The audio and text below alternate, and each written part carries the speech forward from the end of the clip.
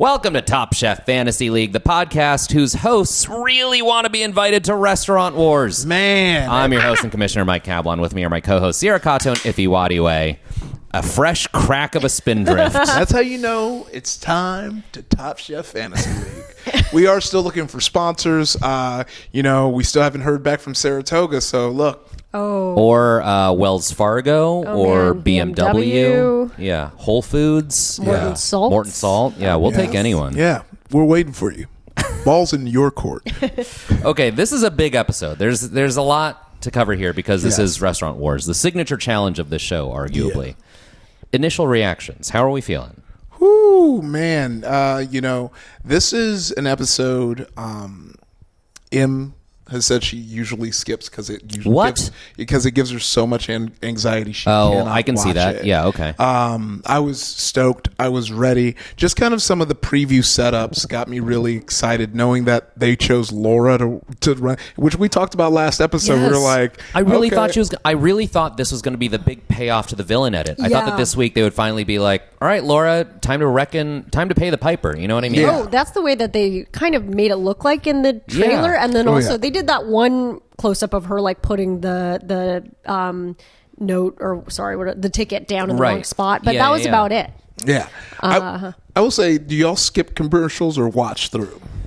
I watch it live, so I have to watch through. Okay. So did you see that kind of like last chance kitchen ad and the potential spoiler that was in it? No. Okay. There is a potential spoiler that they revealed someone who was in the kitchen with our boy, Kevin. And so Wait, did you watch it today? yeah, I watched We record this the day after it airs. You watched it today? Yeah, but it's a DVR. Oh, interesting. Oh, so they basically Yeah. showed who like But I will say the spoiler isn't It was who what ends you up thought. today. What? Yes. So you've got insight to the future? I have insight to the Oh, future. no. I Oh, will my not God. reveal it, but it was funny watching it with that spoiler once M was like, that was a spoiler, and we paused it, and I even did like reverse engineering to make sure it was not a different set, and it was definitely the Last Chance Kitchen set. No, I won't reveal. I do classic American when it's commercials. I go to the bathroom and like pet my dog and like don't pay attention to the TV at all. Oh yeah, me too. But M was watching it and revealed it to me, and I was like, "Well, I might as well see it." now. Wow. Okay. Well, You heard it here first. I'm glad. Well, that I was wondering if the Reddit was rumbling about that, but it seems like it didn't. I didn't check the Reddit this past. Okay. you're our Reddit correspondent. I Yes. know I didn't do my one job. I'm sorry, but yes, maybe for the best. Yeah, that's what I'm thinking. Interesting. Okay. Huh. I did want to point out some stats courtesy of our friends at TopChefStats.com. They're not our friends. They've never heard of us, but we like referencing them. I think it's a really cool resource. So 7 out of the last 20 seasons, 7 times out of 20, the winner of Restaurant Wars has gone on to win the rest of the season, which is not a high statistic, but it is a non-zero statistic. Oh, yeah. So the winner for today could be our winner for the whole season, which would shock me. But Yes. it is possible. I mean, they've Right. been shocking me. I don't know if I necessarily thought they would make it this far. Right, yeah. And yet, And yet, Hey, here we I are. know. I mean, it's that local. Local I flavor. Love it. I Yes. love it. Regional time. TopChefStats.com also had a few statistics about whether it's beneficial to pick your team first and or serve the judges first. And I thought it was interesting that this season, everything was simultaneous. Look, if you're not caught up on all 20 seasons of Top Chef, they changed the format a little bit every time. The gist is basically the same. Sometimes you can pick your own team, sometimes you can't. So this season they did 2 simultaneous tastings. It wasn't like day 1 restaurant A, day 2 restaurant B. It was like they were right next to each other, 2 sets of judges tasting at the same time, and they would do a switch. So saying that like this group of judges tasted first is not a thing this season. yes. Yeah, and I think at first I was a little bit like, as a viewer, I felt like it was a little redundant because we basically saw every dish twice. But as somebody who is invested in the fairness of the competition, I thought it was way easier to have an even playing field because basically before, I mean, a lot of the complaint landed on the second round judges to come through and their experience. So it just shows, hey, if you had a bunch of people come before the judges, you were going to fall behind a little bit more. Right. And so if you were in past installments of Restaurant Wars. Like if you were the one where they chose to go second, you were kind of always going to get that like, hey, front of house, how come you didn't like come to us or check on us and all that shit. So and with that too, it added an interesting element for me where it's how the food progresses. Like to me, it didn't feel redundant because some of the dishes came out looking differently in the second round, and that added an element that was fun. Where it's like, because I feel like for both restaurants, you get a chance to get in your groove. That first serving, it's like whatever, but that second one, you're like, okay, we know how we're working, for better or for worse. And this is one of the elements of the show or of this challenge that I think really does reflect real life, which is that like opening a restaurant, things do change on the fly, which is why every restaurant has like a soft opening, a friends and family service, you know what I mean? So they can work out these kinks so that when they say they're open, they've already got 100 services under their belt. They're ready to go. Yes. Oh my gosh. Yeah. It just makes you really realize how crazy Restaurant Wars always is. Oh. And I totally hear what Emma's saying. Like I was so stressed. Like I forgot how stressful it can be. And I was like getting all like sweaty, you know, watching and knowing that they were messing up and it was waits were happening and table numbers were getting screwed up. So yeah, I always, every year it's like, I knew it was coming because of the trailer, but dreaded a little bit. You know who didn't know it was coming was the contestants, because they were all like, we can dive into the episode. They're like, these BMWs are taking us to a mystery location. We don't know what it is. They get there and they're like, we're by the lake. Are we going to go fishing with Tom? So sad. No, we're heading right into Restaurant Wars. And you could tell they were, it's obvious in retrospect they were confused because there were 9 contestants, which is an odd number. Yes. And I think this is a function of Tom bringing back 2 people from Last Chance Kitchen, where they're just like, well, we already have the space booked for this week, so we have to do Restaurant Wars this week. Right. Hand it to the winner of last week's elimination. Right, exactly. But as they keep reminding us, 1 or 2 people could be eliminated, so they forge ahead. And they changed the rules by saying that since Michelle won last week, she can choose which team to be on. They tell the chefs to choose their own teams, no drawing knives. And then Michelle gets her pick, and she chooses to go with the channel team.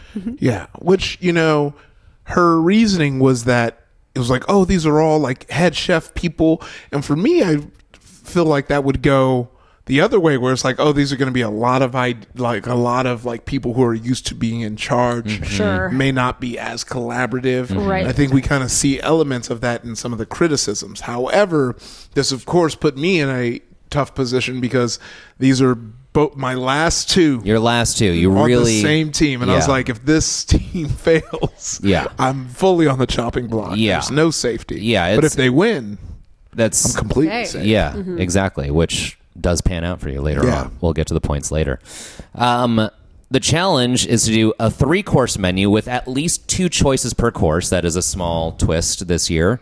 Serving 75 diners, 2 tables of VIPs. That's 2 sets of judges. Here's my question. How do we get to be one of those 75 diners? Look, I know. Every time they cut away and there was someone being like, this was great. Because to me, it's what's so funny is that we've discussed this before. Yes. We know that every dish was phenomenal, but because of the caliber of the cooking show and the nature of it, Tom and company have to nitpick and find things that are wrong. But they would cut to people right after a criticism, and they're like, this is delicious. 10 out of 10 across the board. I know. And it's like, you know, it's like a aquarium or where were they at? It was like a children's science museum kind of thing. It was like Discovery Town or something. Yeah. Which was very, I'm like, hey, what if you just showed up, you know? And they didn't know. And they're like, oh, you must be a guest for you to know that this is what's happening here today. So, man, how do we? It must be just like friends of crew members. Look, if you are watching this, please, Bravo, you're gonna love it. We're gonna give you hilarious clips. Oh man, so many good sound bites. Yeah, as soon as they say it's good, they like, imagine this. You cut to us at a table eating, and y'all are like, oh, this is great, and Tom's not gonna like this one. We know how to make good television. Yeah. We'll spit out our food. Oh, I couldn't even eat it. You know. Yeah, we'll send stuff back. It'll be great. The winner of the challenge gets $40,000 courtesy of the Wells Fargo Active Cash credit card. Egregious product placement. Everyone take a drink. Oh, yeah. I'll shoot another very hard stance on the card while they're trying to tap. Like tapping is way faster, but I get it. I get it. You want the steady product shot. I get it. So our 2 teams, as named by themselves. Dos by Duel, which is Laura, who takes the front of house position, Sue, Kalina, and Manny. They're serving a Mexican-Asian fusion. And the other team is Channel. That's Amanda, Danny, who takes the exec chef position, Dan and Michelle, who takes front of house, and Savannah. And their idea pivots. We'll get to that. So they do their little powwows. Channel, Danny says he wants to be expediter and head chef. Michelle says she wants to be front of house. We get a little talking head where she talks about how her very first job in a restaurant was as a greeter, and she basically worked her way up front of house. Wow. Really inspiring story. They initially decide they're going to do sort of a global theme, which is never really a good idea on Restaurant Wars. Because I feel like it's always clocked as you're trying to cheat. It was like you're just cooking your own shit. Yeah. We're doing something global where it's all our specialties specifically. Right. Specifically the cities in the globe we're from. But also... And I think even Dan was talking about it in the car when Michelle and him were on speakerphone, and he was like, well, because it's basically all of the places we're from together, and it was the way he was describing was like describing not having a theme. Yeah. I think Michelle and Savannah both kind of put a finger on it at different points in the episode where they're like, this doesn't really feel like what we're supposed to be doing. We should be serving the restaurant, not serving our own ideas, which the judges still ding them for later on. Yeah, sure. Dos by Duel, Laura wants to do front of house, Kalina wants to be expediter, and already I was like, oh, those two are not going to work. Yeah. Right. Oh, man. I mean, it was funny that Kalina right off the bat, which I do respect her for, was like, I do not want to do front of house. Yeah. And because and then everybody's probably like, well, listen, that's good for us. We want you to say if you're not going to be good at something. Which I think is a smart move. I think Savannah did that same thing up this episode. I think saying I don't want the responsibility of front of house, very smart. If you're not good at it, but B, it is traditionally something that gets you eliminated. Yeah. I know. It's high risk, not much reward. Yeah. Manny, when they're talking about how they're taking extra time to make their menu fit the concept of the restaurant, Manny drops this little gem. It's like a fart. If you have to push it, it's probably shit. Talking about the ideas that everyone's pushing through, which I think is funny because it's a bit of a call forward. We'll get to that. The other big thing Dos by Duel does is they say they're going to skip dessert, which, look, in my opinion, smart but cowardly. What are your thoughts on not doing dessert on a 3-course menu? That's, I mean, what is one of the things that you took out of the points that was always there?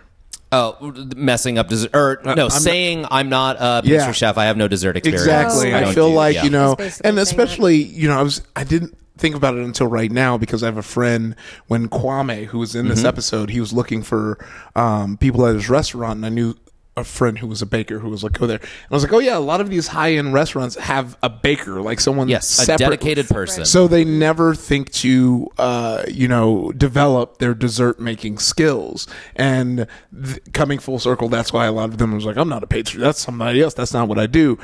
So yeah, it is a very cowardly thing to be like, no, not going to do that because it's something I know I'm not good at. It's like, challenge yourself. Well, yeah, that's how it's like. I don't begrudge anyone for saying I'm not going to do dessert because it's like you're trying to win. It's a competition. Play to your strengths, but at the same time, it's not satisfying television. You know what I mean? Yeah, I mean, I could, they didn't, I don't think the judges didn't really ding them for that. And so in some ways I was kind of like, well, I guess it worked out, and they do have one fewer person. So I guess, if they were going to do something to make it a little easier on themselves, that was the place to come up short. So, I mean, maybe it was the right play because that didn't end up being what got them, in trouble. Right. Yeah. Right. So we move on to shopping. Everyone gets their BMWs. They voice control the GPS. I think that qualifies as take a shot. Oh, yeah. The team split up, like you said, on the drive. Everyone in channel is pulling in different directions. They're like, this isn't a coherent idea. They pivot to a water theme instead of a global theme, and Dan pivots from, I didn't write down whatever he said he was going to do. He was going to make a brief... That's what he pivoted to. He was going to do a tartare, but use beets as the... Because he wanted to do a vegetarian... Which Demanda has been... They were going hard on the vegan thing. And you know what? I was going hard on him, but there is a comment that kind of rewards Amanda for taking that swing. But I was also like... Why are we going so hard on the vegan, vegetarian, and not just knocking it out the park with meat? Full flavor. I say that, yes, Yeah. as a omnivore Sure. who does eat meat. I'm sure there are vegans who were watching who was like, hell yeah. Sure, So, yeah. But it is a little bit like, why would you impose a limit on yourself in a Yes. competition where you have everything available I to you? know. And That's- especially, as one of the judges pointed out, if your theme is seafood, why Right. not Make use seafood. Yeah, that was the main thing for me. It's like it wasn't, that wasn't the theme, so no need. Right, but it didn't end. It ended up working out because Dan does very well with his smoked trout, which we will get to later. Danny tells the audience that he's making a clam chowder, but it is all about the carrots. We get this little talking head where he has a cookbook with 15 different carrot recipes. He's been cooking carrots forever, and I got to be honest, based on the judges' reactions, I'm like, this guy knows how to cook some fucking carrots. I mean, apparently, yeah, they Oh. even acknowledged that he must have a real relationship with carrots. Well, yeah, it was specifically when Kwame said something, M pointed out that in his cookbook that we have, he has like 3 to 4 different carrot dishes. So he was cooking carrots for a carrot stand. Yeah. And the carrot stand liked it. Wow, yeah, game recognized game. Dose by Duel runs into a small problem at the market. They have to change proteins because they were going to make fish alataya, but they didn't account for the fact they have to feed 75 people and there's no time to go to the fish market and Whole Foods doesn't have that much fish, so they're doing pork tenderloin alataya. And I only bring it up because the pork tenderloin ends up sucking. Spoiler alert. We'll get there later. Manny, during cooking, says that when he first got on the show, his original goal was to make it 2 Restaurant Wars. So you know what? Good for you, Manny. You made it. You're here. I will say about the fish issue, some would say. I feel like they kind of got fucked by the product placement because I feel like they would have preferred to go to a spot with a good fish market, but then they Sure. didn't have time, Right. which to me reads as production being like, we got to stay at Whole Yeah, Foods. yeah. They bought this section. Everything Yeah. has to be bought here. And I feel like that was their jab backwards. Like, they don't have enough fish for us. Bezos. In fairness, they had the opportunity to go. The other team went to the fish market. Yeah. They had the opportunity to make time to say, we're going to go to this separate fish market because we know we need this fish. And they didn't. And that's, I would argue, poor planning on their part. Yeah. Okay. I take it back. Bezos, you're free. Okay, guy. Yeah, you're back in the good zone. Okay, here's a small point of contention. Laura, when she's talking about the dish that she's going to make, says, this is a dish that me and my husband used to serve at our pop-up before we had a I knew restaurant. this was going to be a question. It is not the same thing as saying, I make this all the time for my husband. Yes. It's I made Right. this all the time with my husband for business purposes, which, look, it would behoove me. Laura's on my team. It would behoove me to say she gets a quarter of a point. I don't think she gets a quarter of a point, though. I don't either. Right, I don't think so because he's also in the restaurant business, Yes, right? So it's yeah. kind of more of like this It's a was on a work- menu Yeah. of a restaurant I For- used to do. For me, the sentiment kind of lies in this is a home meal for Yeah. me. Yeah. This is nothing because I make this at home. Right. And this is specifically saying, no, we made this in a kitchen. In a business in setting. the same circumstances. Right, So it's which not is as impressive. a lot of recipes they've probably made, Yeah. like Manny's Yeah. Not as triangle thing. impressive. Oh, and also we didn't talk about Danny's controversy with the recipe. Danny, his chaos. Oh cuisine. my gosh, we didn't cover this from last week. Okay. Oh, I yeah. Rewind the know, a clock. little- yeah, I don't mean can't to believe throw I didn't. a wrench no, into things. we. Okay. I forgot to talk about it up top. Hit us with the summary, Sierra. Oh, okay. I mean, from that article you sent, it was like Danny's winning little cabbage recipe from Chaos Cuisine The, episode. scallop that choux won. farci. Oh, okay. Beautiful. That ended up being a recipe of like another chef who like he maybe collaborated with to make it, but it was really on her menu, and then it really did look identical. But I mean, again, it's sort of like doesn't matter. Yeah. My big takeaway is everything you needed to see was in the article. The article, solid reporting. From Eater. From Eater. Oh, yes. Before the show, she is on record as saying, this is something we made. This is a A collaboration. His ideas Yep. kind of made this happen. Mm-hmm. And the moment it's on Top Chef, she's like, that stole my recipe. And Yeah. I was like, no, Yeah. no, this is a classic case of you want some exposure Yeah. and you're bringing this shit up. And to me, it makes me not want to eat at your restaurant because M made a good point because we read this together and was screaming. But she was like, as a chef, you would be excited that another Yeah. chef did your recipe Yeah. on it, but you were trying to to me, you remind me of the Cronuts guy who pissed me off, who started Dominique Ansel? Yeah. Why? When he started, Here we go. Yeah, he started sending the cease and desist of his cron. He was like, "You can't call it a cronut." It was like, "All right, my guy, like you just did a portmanteau of croissant donut." My boy. Okay. That's funny. I agree. You had me until you brought up Dominique Ansel because here's the thing about the Cronuts specifically. And Yes. I'm not talking in general. I'm not like a stan of. I'm not trying to defend him, but Yeah. the Cronuts specifically is like.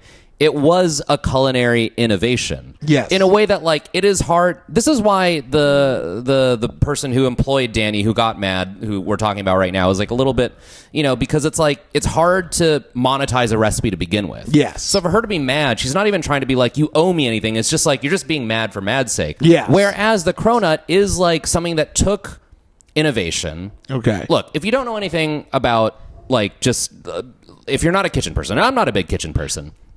But a croissant, just fundamentally, a croissant is made of butter. Yeah. And a donut is fried.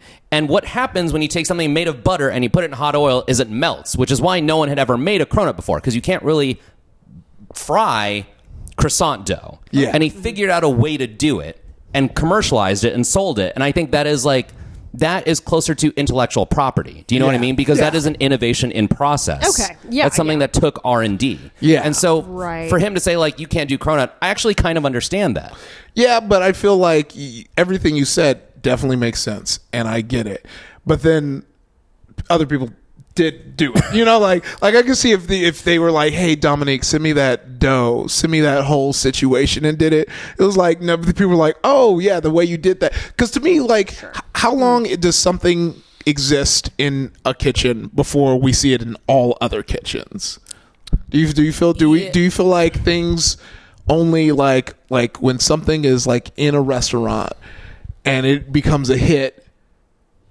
Do you think that because I think you bring up a good argument, because everything you said I 1,000% agree with. You put in the work to do that, you should be able to reap the rewards in. So my question on the question is, do we think there should be kind of like a period where it's like Dominique is the only place that Right, gets to right. make this for X amount of years? Okay. like and a then patent or like statute of limitations. Here's the delineation. I think it's like a marketing thing versus a cooking thing. Where it's Okay, like, got it. Because he published the recipe. He made a cookbook, and he was like, "Here's how I made it." So it's like, Okay. you can make it. What he's saying is like, don't use the name that I did. exactly. Got it. Right. Okay, fair enough. Because I could go to California Donuts right now and get a cronut. It can't Yeah. be called a cronut, Oh, but yeah. it exists. You know what I mean? You know what?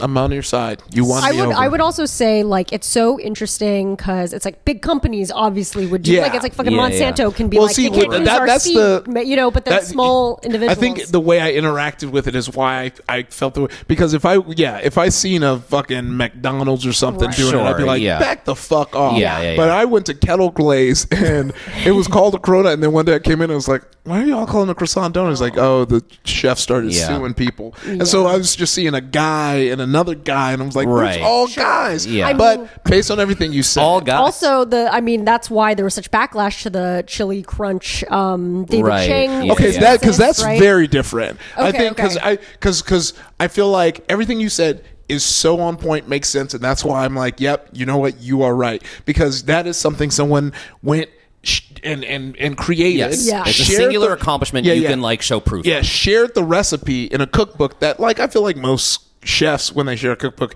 expect like home chefs to use it Yeah, and yeah. not like other businesses. Sure. You know, Right. but. The chili crunch, the chili crisp, that has been a cultural That thing exists. since before Yeah. Thousands of Momofuku. years. Yeah, and yeah. and it is funny the smoke that he's getting now. Like, he's getting Yeah. some very real. I kind of like him. I think he's a cool dude. But it's Oh, I deserved love David smoke. Chang. Yeah. Oh, yeah. I love his I've- restaurants. I've been watching his late night cooking show or whatever Yeah, that is. yeah. Live cooking I show. like, but I think it is well deserved smoke where Agreed. it's like Agreed. you took your grandmama's recipe, who like everyone from where she's from does this recipe, Yeah. and you're like, nah, I'm gonna own it. That's nuts. Yeah. Because it does feel very like, anytime something kind of enters into capitalist structure, Yes. right? It's Right. like, oh, now we had this thing that was very like community based is now Yeah. Because Only actually, one I person. think Yeah. Fly by Jings is better than the Momofuku one they sell. So okay that's then. I that's. think Okay, then. neither is the Loud best, on but mine. here we Ooh, go. what is, all right, Okay. before we What's go, you yours got to actually, drop though? I your need to know. fave. I don't know the name. Oh, it's Do you like know the what I'm talking classic- about? What, Yeah, your the fave? old lady. Yeah. Oh, Lao Gan Ma. Thank you. There it is. Okay. Yeah, I like chili. Yeah, and that one's called Chili Crisp, I think. But yeah, that's been around forever. Everybody loves that one. Lao Gan Ma. And then even sometimes with the Fly by Jing one, and I think I've tried that just a little bit, but I feel like it's like Lao Gan Ma so much cheaper. I'm like, I don't know Yeah. if I Which need. They're all good for the record. I'm not saying Yeah, any of them yeah, are yeah. bad. No, I'm I just know like- what I'm like, I you give mean. them more bang for my but buck also on- yeah. that is, I mean, and that's always the play. But I'm willing to pay more money if the person comes from the culture. Like if it Sure. was, Sure. if it was no shots, I love you. But if it was Savannah, I'm Okay, being like, yeah. it's like I'm sorry, I'm gonna yeah. have to go Yeah, with No, yeah, probably. I love you, It's Savannah. tough. It's tough. Does Savannah have a partner?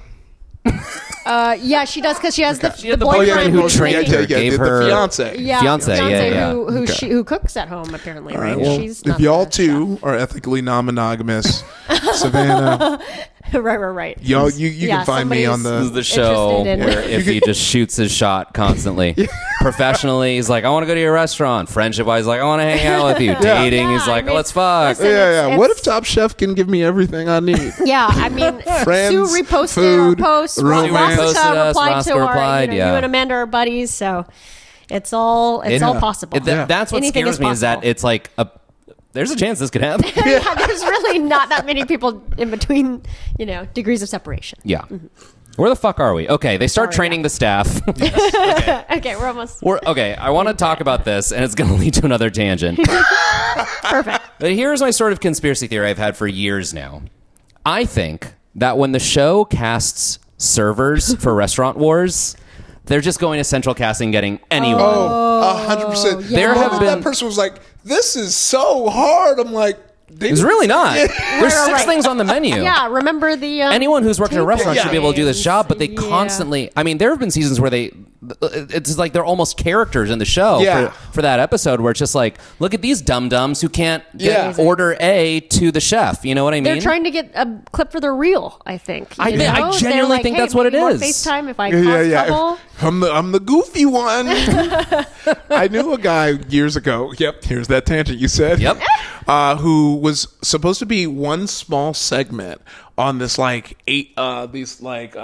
H&E home like Christmas lights special, not Okay. H&E, but the home channel. Are you talking about like home shopping, or are you talking about like No. Hallmark? What's the Oh, HGTV. No, not HGTV. Is it HGTV where Like Home Brothers- Improvement? Yeah. So HGTV. It was like for Christmas lights. And, Yeah. And this, I was in a Black Box Theater production with this guy. And Okay, brag. well, He does theater too. Savannah. Savannah. This was before I like really came. So I was like asking for like tips, like because Sure. he kept bragging about like him. This is the guy who's been on TV. Yes. Yeah. And so I was like, yeah, what happened? He was like, yeah, so I was just supposed to be on it for one episode, one segment, just a regular guy building homes. But then I was like, if I act goofy, they'll have to have me on the whole episode. So I was like, I asked my buddy who was the carpenter, I was like, hate how this. much does it hurt if I staple my hand? And he goes, oh, you can staple my hand because it happens all the time, so it doesn't hurt me. So he like does a bit where he staples his hand to the wall, and he was like, yeah, the HDTV people, they just I was throughout the whole season because of And that man's name was Johnny Knoxville. yeah. Oh my God. I almost want to expose My this man. insides are churning right now. I hate that. Yeah, and it was Right. so funny because he was like very proud because to him he's like, I gamed the system to get on TV, but I was like, yeah, but like everyone knows you as that dumb guy. Yeah. You know, like Oh, no. like Yeah. you're At not what cost? you're not a character. Yeah. You personally as a human Sure. are an idiot to everyone who's Yeah. like a fan of that. And it's reality TV, which is like no shade to reality stars, but it's like the shelf life on that is not very. yeah, Which I guess if that's not unless your you're goal, gonna do but like the challenge, sure, Right. if that's your circuit. Yeah. Yeah. Traders next. Yeah. Okay, getting back into it. So, Sierra, what did you bring us? Oh yes, I brought some hot honey fire sticks.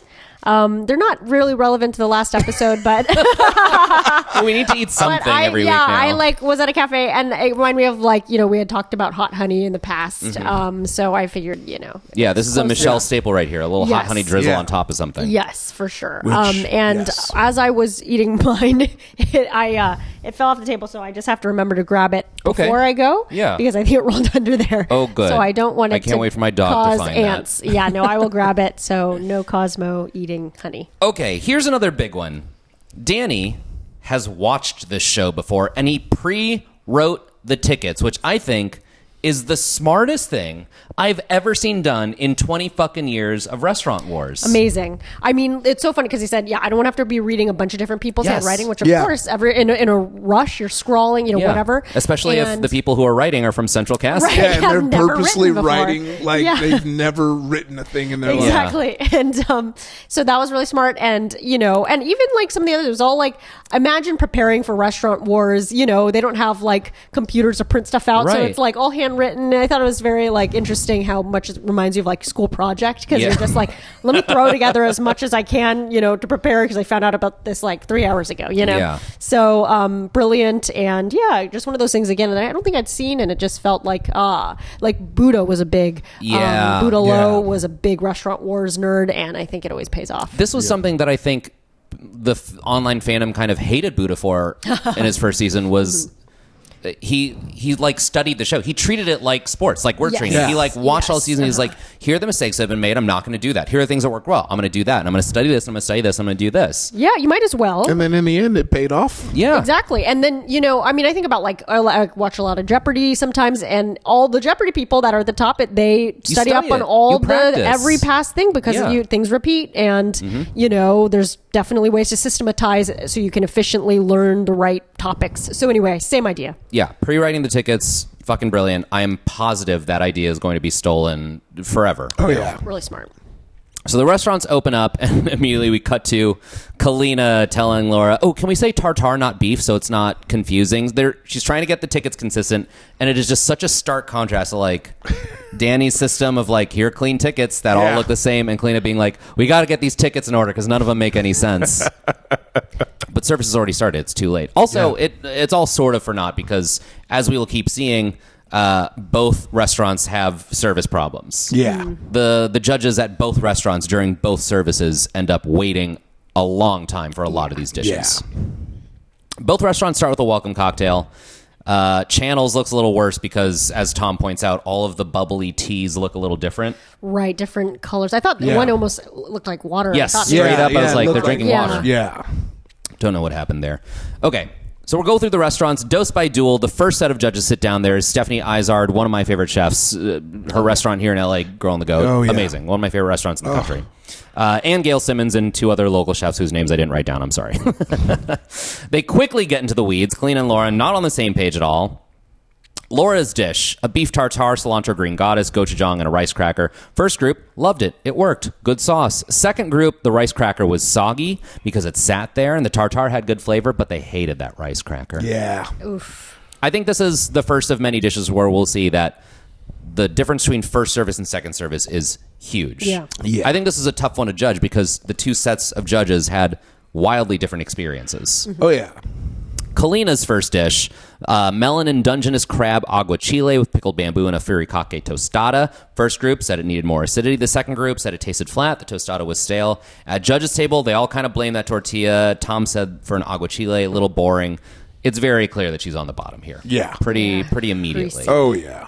Which is a bummer. Second course, Sue made rice cake, salsa verde, Chinese sausage, and pepita. First group, delicious, craveable. Everyone loved it. Second group, the rice cakes are hard to chew. Yeah. Tom nailed it. He said they were seared and then they sat there, which is a function of Expo not going well, not Yep. getting dishes out on time. And here's where I have to unfortunately report that you're going to lose a quarter of a point, Sierra, because Gail points out at judges' table that while the rice cakes made her happy, two of the ingredients were store-bought. Yeah. Yeah. So that is minus 0.25 Yikes. points right there. Hot take there. Second course, Manny does a miso butter poached shrimp, kimchi hikama, bok choy. Everyone said that the shrimp is beautifully cooked, but the rest of it doesn't really work. We can kind of rush through all this. Yeah. Everyone was like, "What's the Latin part of this?" And someone said, "There's a sprig of cilantro on top." Yeah. Kristen. Yeah. Amazing. Both sets of judges had to wait a long time before the main course, but the main course comes third course. Manny's beef tenderloin with a mole negro, shimeji mushrooms, and black garlic. Everyone said the mole is great. The beef was cooked perfectly. But if you're just taking one ingredient from an Asian supermarket, that's not really fusion, especially for Korean flavors and Mexican flavors, both big flavors. Kwame said it's one of the things he hates about the word Yes, fusion. yeah. So I'm like, damn. That was his ultimate review of the restaurant Yeah. was, this is what I hate about fusion. yeah. Yeah, he was funny. And the other third course was a team dish. Everyone did this. This was the pork tenderloin alatayo, charred pineapple. Everyone said it needed salt, not seasoned at all. Tom was like, the pineapple isn't charred. The whole thing was a mess. Everyone hated it. Yeah. Gail, I think, put her finger on it correctly when she said, I think that because this was everyone's dish, no one took responsibility for it. It sort of just fell through the cracks.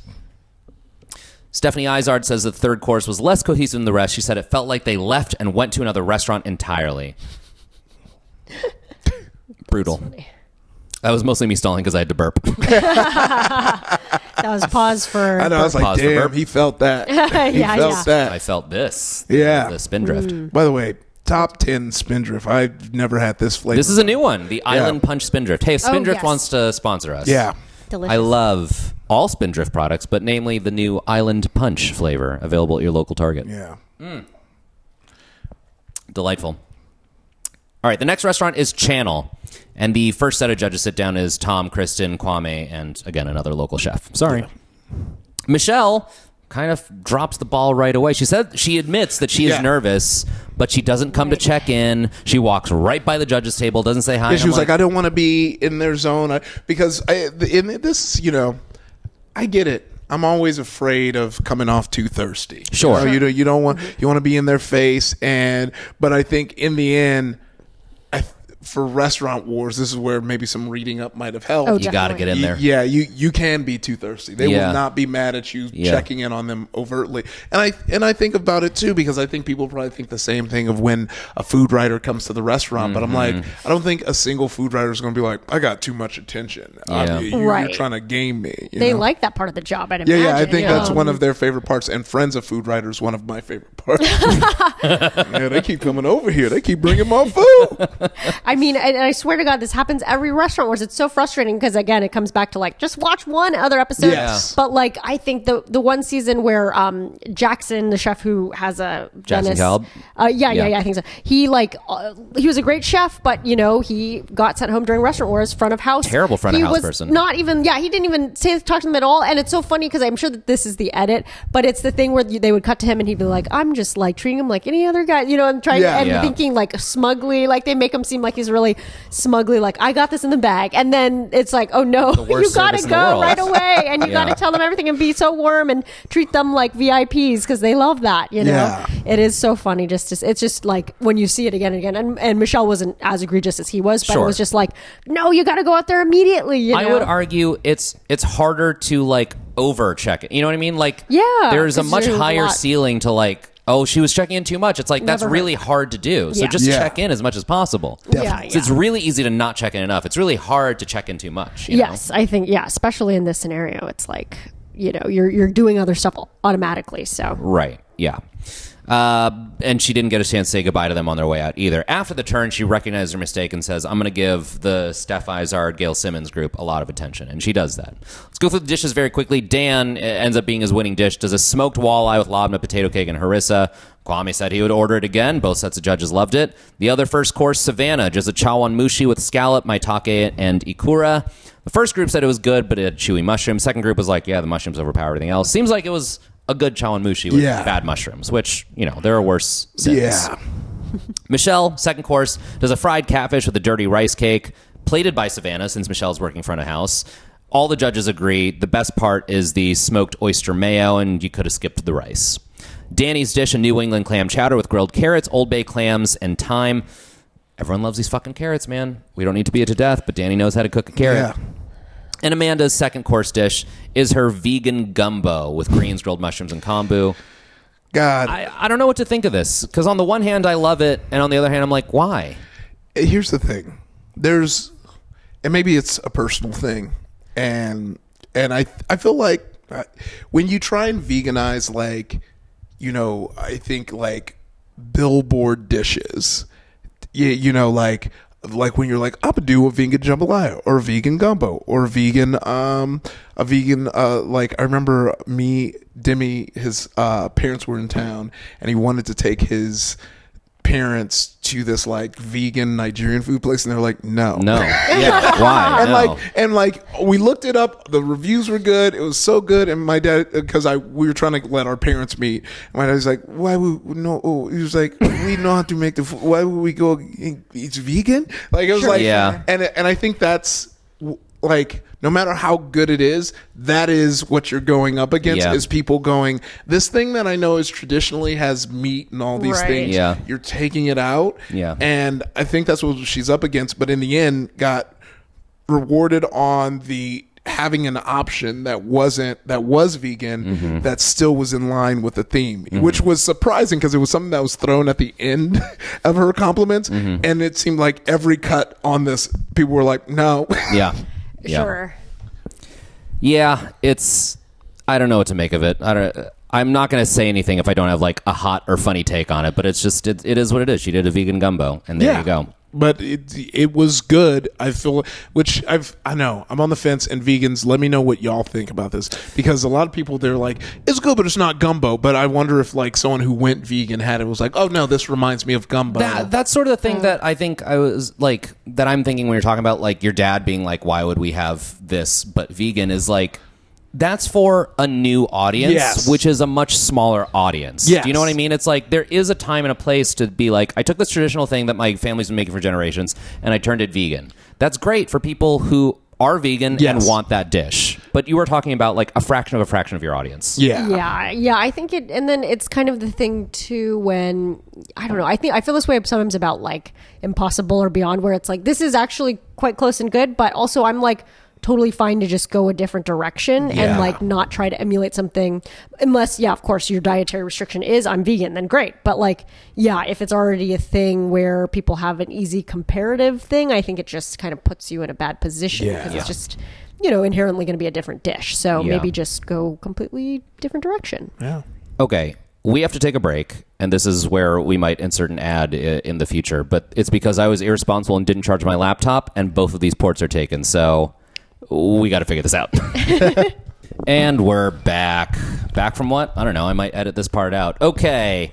Third course, Danny and Amanda, this is their dessert course, make a honey custard, jasmine tea, and citrus gelée, buckwheat crumble. All the judges love it. They say this is a good dessert. Yes. Dan made a maple cremeux, blueberry, pistachio, and caramel. Kwame finished it. He liked it. But the second group said it's good, but it's a bowl of the best garnishes for dessert, and it needs another component, which I thought was a pretty... it's a funny criticism of a dish. But, you know, Dan also made the smoked walleye, so he's safe. Tom said, altogether, no bad dishes at Channel, just not a cohesive restaurant, just a bunch of ideas. I want to point out that after the turn, when the judges switch over, both restaurants have like over a half-hour wait for their first course. Both restaurants get into the weeds. We talked about this earlier, but there's a part where Danny says, I've got 12 to 15 tickets on the board. I'm not going to prioritize the judges. And I'm like, Danny... Baby, I thought you've watched the show before. Yeah, he's doing well with those handmade tickets, and then like you were scooping through. Like they don't give a shit if people are waiting. Yeah. You gotta serve the judges. Yeah. Because, and I do think this is like training them for, you know, those food critics. You know, like food critics aren't looking around. Like if they're eating, they are not looking around at other people waiting. Let's be real. Y'all don't care about it. Sure. And I do think there's like an ego to it where like if they're even getting treated slightly less, it's like, whoa, me? You know, and not to, you know, not everyone, of course, but hey, and then, you know, not Farley Elliott, but Ratatouille's critic was actually named Ego. Isn't that right? Oh. Anton Ego. That was his name. Yeah. Oh, yeah. Okay. Great character. Yeah. In fairness, it's not like they're like undercover diners. Do you know what I mean? Like they say there are 2 VIP tables and it's us. Yeah. And so if you're running any restaurant and you're not treating the VIP table like VIPs, something is wrong. Yes, that's true. Anyway, we get to judges table. The criticism of Channel is that they're like, what's your theme? And Channel is like, our concept is an American seafood restaurant. And Tom is like, that's hard for us to figure out where you're going from here. And he kind of says that the reason Dan wins is because one of the only dishes they're like, okay, an American seafood restaurant. I know where the smoked walleye comes Sure. from. I know Yeah. where that comes in. You know what I mean? Yeah, ironically, the one who was against a theme ended up hitting the theme. Right. Yeah. Yeah. But as Tom points out, this is like a nice problem to have that they're nitpicking the concept. Like no Yeah. one really did bad cooking. Yeah. Oh, yeah. No one tremendously failed their team. It was more just like, look, your dishes need to meet the restaurant and not the other way around. Dose by Duel, they said their concept was, we got 2 Mexican chefs and 2 Asian chefs. Stephanie Izard asked, did any of the chefs check in with each other to be like, hey, that Latin dish needs more Asian flair, that Asian dish needs more Latin flair? And they all kind of go, Well, here's the thing. This happens a few times in the show, and it baffles me every time. It's to me, it's what I feel like with every dude who's being questioned by his girlfriend, and they think they can say it's like the reason they're asking that question is because they know the answer. Right. They have a Right. problem. They want you to say the And so answer. when Kalina was like, "Well, we did it and all this," and because I was like, "No, she's asking that question because she doesn't believe you hit it." Yeah. So Yeah. doubling down and being like, I think Right, that right. that does kind of like we've seen now more than ever, knowing you've made a mistake, owning up to it, and talking about how you would do it differently. Yeah. Gives which you is bonus- arguably what Last Chance Kitchen is for, Yeah. is to say like, I messed up on, salmon. I'm going to do salmon again to prove Yeah. I can cook salmon. Yeah, and you know what? The first few times it happened this season, I was like, why would you do it? But I feel like the hit rate, we got to check your friends at the Top Chef stats. The Right. hit rate of like people who try and redeem themselves and then they succeed in it.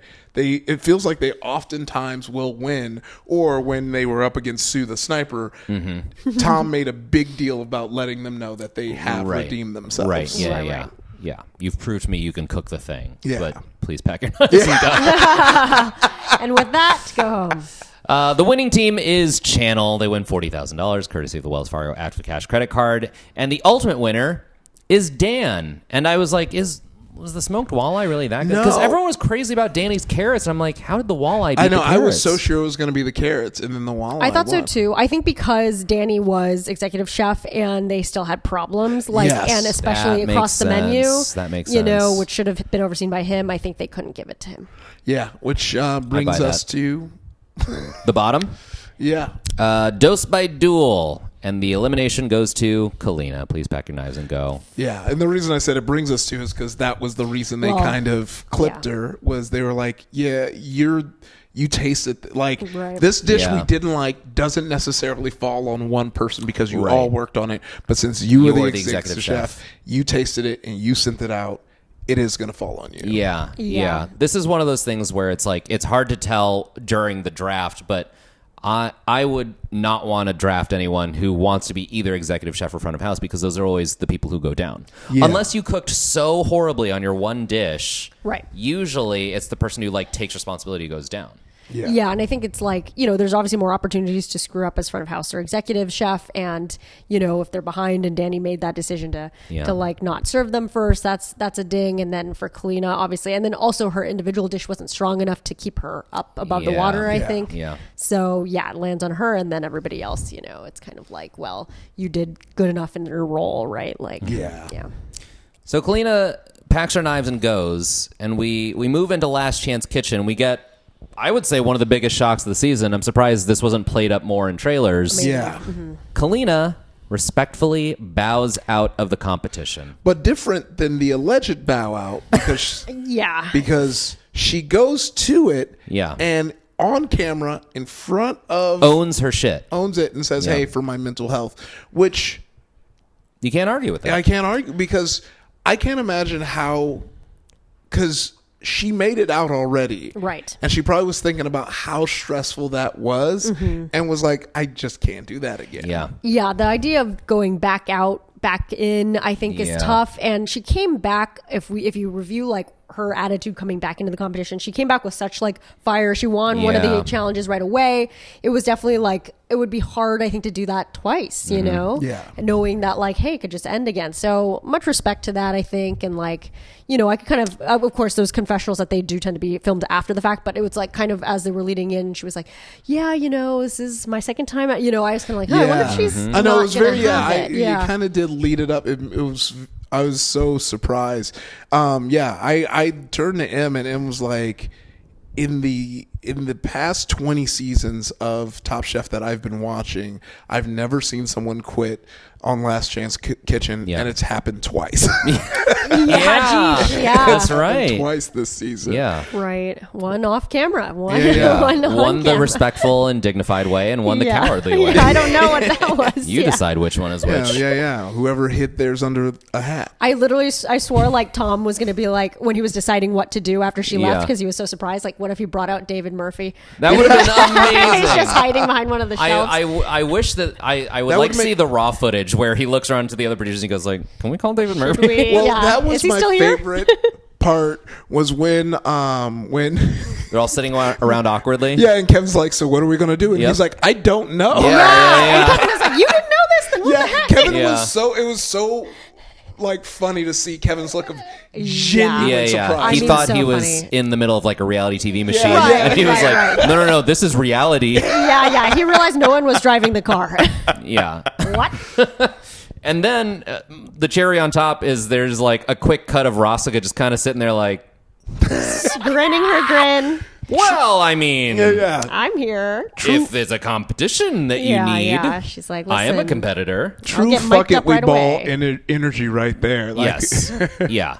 So Rosica gets back in. Kevin is pissed. Oh, totally. They He cut to was- Kevin's face and he's not was- smiling at all. Yeah, he's because and it's almost like a compliment to Rosica how mad Kevin was. Yeah, because He's he was like, probably like, "Oh, I got rid of her already, and that was so hard." yeah. Like, oh man. So Tom does this. He does a system that Laura and I were arguing. We didn't quite understand. Where he was like, if Rosica wins, she has to win 2 out of 3. And Kevin, if you win, you just have to win once. And that side makes sense. But Rosica having to do 2 out of 3, we're like, does that mean they would have to No. go again in this episode, or she would have to win the next episode? I assumed it would be this episode, me or too. maybe the next one. But yeah, it'd be 2 out of 3 total for them, like counting Yeah. the one they did, right? But then, yeah, I kind of assumed it would be this episode. Obviously, we didn't find out. Right. Yeah. Not that it mattered because Kevin ends Yeah. up winning in a mini restaurant wars. Tom just turns to him and says, "This is going to be the challenge. If you could make your own restaurant, what would it be?" And Kevin says a French bistro, and Rosica says a South Indian restaurant. And he says, "Okay, go for it." I said this live, but like live when me and him were watching, and I'll say it again. I think this is the perfect like compliment to Restaurant Wars. Yes. Like it just in energy, creativity, both as a viewer and for the chefs, because the idea of Restaurant Wars is like showing you how to open your own restaurant and run it, even though a lot of these chefs have done that before. You know, can you do it with these big personalities? And I think this one is kind of the same, where it's like, I'm going to show you how to pitch a restaurant Yes. to investors. Yeah. So Yeah. Restaurant Wars is running a restaurant. The Last Chance Kitchen is pitching a restaurant. Yeah, show me your proof of Oh. concept. Yeah, and Yeah. I thought this was such a good Yeah. compliment. I think altogether the challenges on this season of Last Chance Kitchen have done a better job of like pairing up with the main yes. show. Yes. Instead of just being like, well, you cooked salmon, let's do a salmon challenge. This is a little more like themey and conceptual. You know what I mean? Yes. Yeah. Yeah, really enjoyed it. And Tom says that all 4 dishes are good. They each had to make 1 savory, 1 sweet, and Tom is like, these are all great across the board. But Kevin wins by a narrow margin. Yes. On the basis that Rosica made a curry, but she cooked her fish outside the curry to sort of like preserve the integrity of it. But Tom was like, well, that just makes the curry into a sauce and not like, Interesting. you should have cooked it all together. But he said, He does say he could see her dish in a restaurant, so that is 0.25 points for Rosica on her way out the door. I will Ooh, say, I didn't consider that. Mhm. he said that, but what he specifically said, because this has made me pop, like I just cheered. Okay. I think we're just such big Rosica fans Yeah. that like it made me. He said, this needs to be a restaurant. Yeah. This needs. Yeah. He's like, Yeah. I want to see this restaurant. Which I turned to him. I was like, he just sold her restaurant. Yeah. Yeah, I was like, there's yeah. no way that an investor didn't see Tom say that and Yeah. go, call her right now. Yeah. Oh, cool. Yeah, that's like a good point. I'm gonna, we're gonna be checking the beats. But I was like, Tom, that's such a huge favor. Yeah. To like say those To words, endorse her exact on it. the air. Yeah. Right. I think that alone is gonna have that restaurant. be Whenever sold. whenever Roscoe's done traveling. Which, Yeah. by the Yeah. way, someone on our YouTube comments, thank you, don't remember your name, pointed out, she was like, or he, I don't know, sorry, again, I just saw a thumbnail, was like, I knew that Roscoe wasn't going to go far in this competition when, during the draft episode, you guys pointed out that she's not watching the show, she's traveling. Sure, wouldn't she be Oh, on some yeah. sort of like poise for a press tour? Right. Yes. And Yeah, that didn't occur to me. interesting. I was like, Roscoe's just cool. She's traveling. Yeah, I'm and like, it didn't she'll occur be to me. back. It's like, it's probably because she didn't win. Right, Yeah. right. She had time to go travel. Yeah, that's funny. But hey, yeah, I mean, she got better get back soon to set up her restaurant. That's going Yeah. to be and cut Maybe up that's that. why she's traveling, meeting with investors. Oh, sure. And then she's got to chop that Tom quote in a little sizzle reel. Ooh, Yeah. yeah. Put that on the back of the menu like you put it on the back of a book jacket. Yeah.